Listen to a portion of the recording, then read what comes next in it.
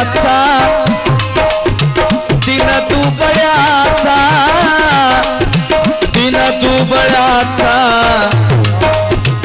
दिन दुबळ्याचा जुलूम जळला सोमार काले माणूस वळला सोमार काले माणूस वळला सोमार काले माणूस वळला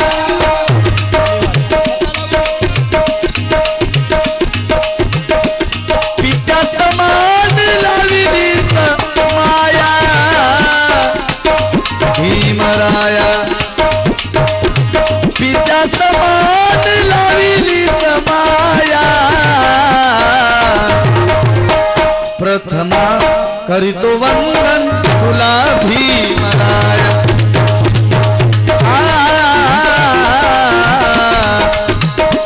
प्रथमा करीतो वंदन तुला भीमराया प्रथमा करीतो वंदन तुला भीमराया प्रथमा करतो वंदन तुला भीमराया प्रथमा करतो वंदन तुला भीमराया प्रथमा करतो वंदन तुला भीमराया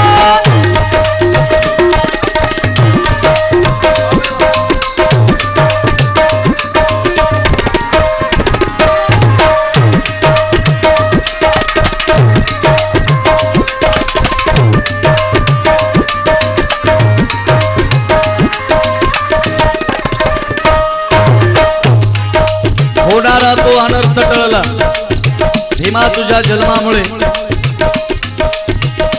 जीवनामधला अर्थ कळाला भीमा तुझ्या जन्मामुळे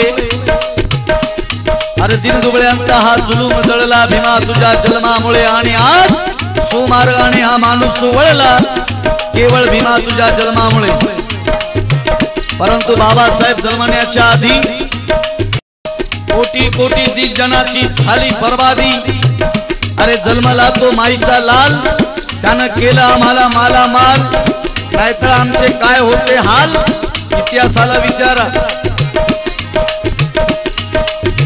कली कल के मतवालों ने मसल डाली थी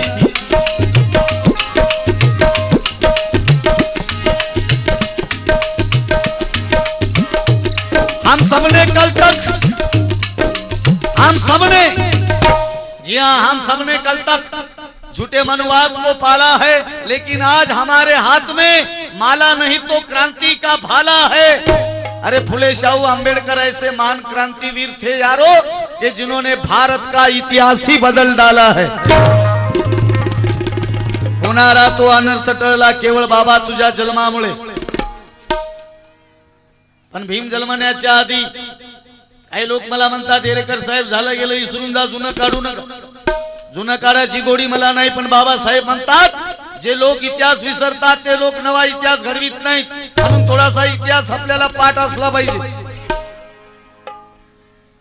मग इतिहास काय होता अरे जुना काळ किती हराम होता माणूस माणसाचा गुलाम होता जोहार माय बाप करीत सलाम होता शूद्रांच्या तोंडाला लगाम होता सवर्णाच्या घरामध्ये कुत्र्या मांजरांचा पाळ होत होता पण आम्ही माणूस असून आमच्या सावलीचा इटाळ होत होता ही वस्तुस्थिती आहे ज्या धर्मामध्ये गाईला भाकर आणि मुंगीला साखर सन्मानाने दिल्या जात होती माणसाच्या सावलीचा ज्या धर्मामध्ये इंटाळ होत होता आणि तो इंटाळ दूर करण्यासाठी जनावराच्या मुताचा वापर केला जात होता गाईच्या गोमूत्राने माणसाचा विंटाळ जात होता पण माणसाच्या सावलीने इथे माणूस वाटत होता भीम जन्मण्याच्या आधी हजारों साल के पहले की बात थी जब जम्बूद्वीप में खून की नदियां बहती थी अरे दलितों के घर जलाना आदत पुरानी थी हजारों साल के पहले की बात थी जब जम्बूद्वीप में खून की नदियां बहती थी चारों ओर लड़ाइयां जारी थी सारी लड़ाइयां जीतकर जिसने शान अपनी बढ़ाई थी, अरे अफसोस हुआ था उसी सम्राट अशोक को कि जिन्होंने बाकी की जिंदगी बुद्ध के कदमों पे चढ़ाई थी। लेकिन आज वही हो रहा है, लेकिन आज भी वही हो रहा है।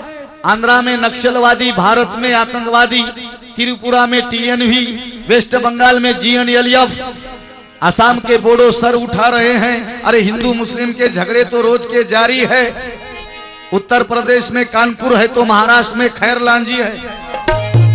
इस सभी को चैलेंज है, इस सभी को चैलेंज है कि आए भारत तुझे रुकना होगा, अरे रुकना होगा और एक ना एक दिन आखिर मेरे बुद्ध के कदमों पे झुकना होगा। कारण शस्त्र पाहिजे ना युद्ध पाहिजे, अरे जगाला तारण्यासाठी भगवान बुद्ध पाहिजे हे बाबांनी ओळखलं। आणि म्हणून आम्हाला 14 ऑक्टोबर 1956 ला पवित्र नागाच्या नागभूमीमध्ये बुद्धाच्या ओटीत टाकलं। अरे बौद्ध धम्म आम्हाला दिला हा बाबासाहेब आंबेडकरांचा या भारत देशावरती महान असा उपकार आहे की जो देश कधी फेडू शकत नाही। 13 ऑक्टोबर 1935 ला येवल्याला बाबा म्हणाले होते, हिंदू धर्मात जन्माला आलो रे, जन्म माझ्या हातात नाही पण कदापि हिंदू म्हणून मरणार नाही। अनेक धर्म मार्तंडालचे कान टवकारले, कुणाला वाटलं शीख होतील, कुणाला वाटलं मुस्लिम होतील, कुणाला वाटलं ख्रिश्चन होतील। अरे करोड़ों रुपए देंगे तो निजाम की आवाज थी, देंगे हम सोने की तलवार ये खालिस्तान की आवाज थी, कर देंगे हम तुम्हें माला माल अम्बेडकर ये तो फ्रांस की आवाज थी। लेकिन सब कुछ ठुकरा दिया मेरे भीमराज ने, क्योंकि उनको प्यारे गौतम की जरूरत थी, गौतम की जरूरत थी। या देशावर बाबाचा उपकार कसा आहे, कारण आम्ही जर शीख झालो असतो, बाबासाहेबांनी शीख धर्माचा जर स्वीकार केला असता तर आज आमच्या हातामध्ये तलवारी राहिल्या असत्या रे, आणि आम्ही एका एकाच्या गळ्याला लावून म्हणलं असतं जय भीम म्हणतो का मान कापू, सगळ्यांनी जय भीम म्हणलं असतं। मग आमच्या हातात तलवार राहिली असती, खैरलांजी घडली नसती। भगवान बुद्धाचा अहिंसावादी धम्म बाबांनी स्वीकारला, म्हणून या देशावर बाबाचे अनंत उपकार आहेत। बा भीमा तुझ्या जन्मामुळे भारत घडला। 33 कोटी देवाची पैदास आमच्या इंडियात आहे। एवढे देव कोण्या देशात नाहीत बापू, चीन मध्ये नाहीत, जापान मध्ये नाहीत, अमेरिकेमध्ये नाहीत, पण 33 कोटी देवांची पैदास आमच्या इंडियात झाली। लहानपणापासून ऐकत आलो, माझी आजी मला गोष्ट सांगायची, 33 कोटी देव, 33 कोटी देव। आता देवाची संख्या वाढली असेल, कारण माझं वय वाढलं। देवाची संख्या वाढायला पाहिजे, कारण प्रत्येक देवाला बायको होती। मग देवाला बायको असो की माणसाला बायको असो, ओव्हर टाइम करून संख्या वाढवण्याचं काम करतात। देवाची संख्या जरूर वाढली असती, देवांची संख्या या देशात वाढली असती, पण असा एक डॉक्टर होऊन आला इंग्लंडहून, त्या डॉक्टरचं नाव डॉक्टर बाबासाहेब आंबेडकर। बाबासाहेब डॉक्टर झाले आणि डॉक्टर झाल्याबरोबर या इंडियामध्ये त्याने पहिलं ऑपरेशन केलं, कोणतं तर सगळ्या देवाची नसबंदी, कुटुंब नियोजन। संख्या वाढू दिली नाही, म्हणून तुमचं आमचं मरण टळलं। 33 कोटी देव आमच्या इंडियामध्ये, पण आमच्या भारताचं दुर्दैव असं 33 कोटी देव असूनही इंग्रजांना 150 वर्ष राज्य केलं। एका एका देवाकडे फुल पॉवर। एका बाईवर अन्याय झाला, सीतामाईवर, तर म्हणे हनुमानाला राग आला, 7 समुद्रात उडी मारून रावणाची लंका जाळली। एवढी ताकद हनुमानामध्ये। लक्ष्मणाला बाण लागला तेव्हा सगळा जंगलच पर्वतच उचलून आणलं होतं, एवढी शक्ती हनुमानामध्ये। मग इंग्रज भारतात घुसू लागले तेव्हा काय हनुमान रिटायर झालता की याचा पॉवर कमी झाला, कळायला मार्ग नाही। अनेक क्रांतिवीरांनी आपल्या रक्ताचं बलिदान दिलं, जीवाचं बलिदान दिलं आणि स्वतंत्र भारताला, या भारत मातेला स्वतंत्र केलं।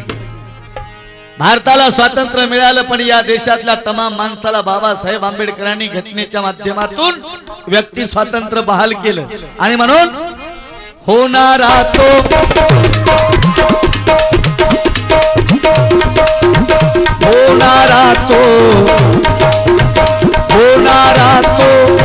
अनर्थ टळला, जीवनामधला अर्थ कळाला,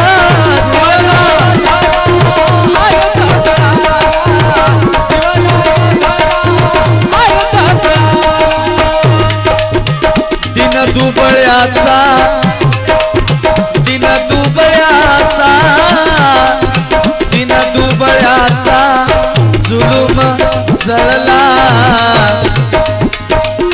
सुमार्गाने माणूस वळला,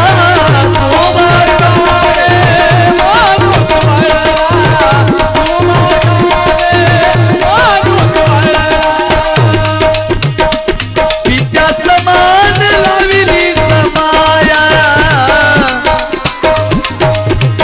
पित्या समान लाविली समाया, प्रथमा करीतो वंदन तुला भीमराया,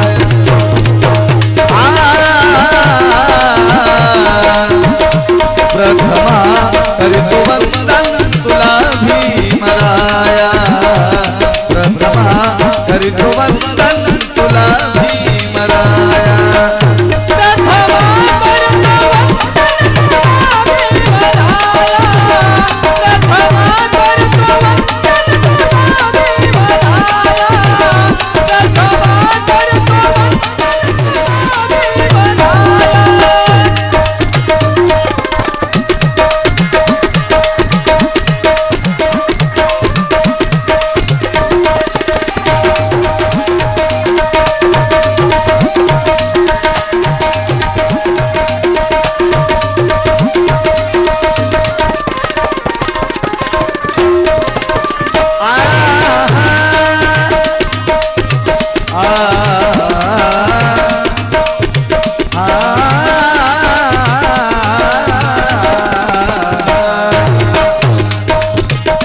ऐका माझ्या समाज बांधवांनो,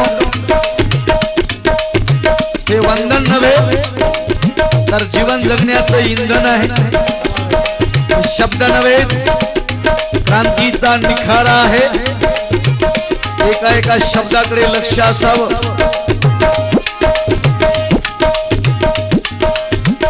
भीमाई रामजीचा, भीमाई रामजीचा, भीमाई रामजीचा तू बाळ होता, नीच रूढीचा तू काळ होता, नीच रूढीचा तू काळ होता, नीच रूढीचा तू काळ होता, विषमतेचा विषमतेचा विषमतेचा सुकाळ होता, पण नांगराचा तू फाळ होता, नांगराचा तू फाळ होता, नांगराचा तू फाळ होता, बोधिवृक्षाची जितली छाया, बोधिवृक्षाची जितली छाया,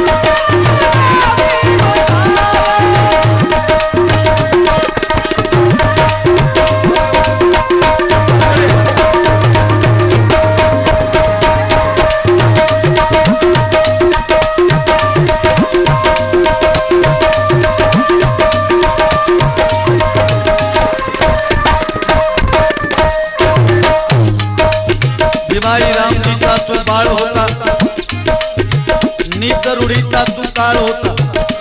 रूढी परंपरा या देशातील घाण आहे, तरी लोक म्हणतात माझा भारत महान आहे.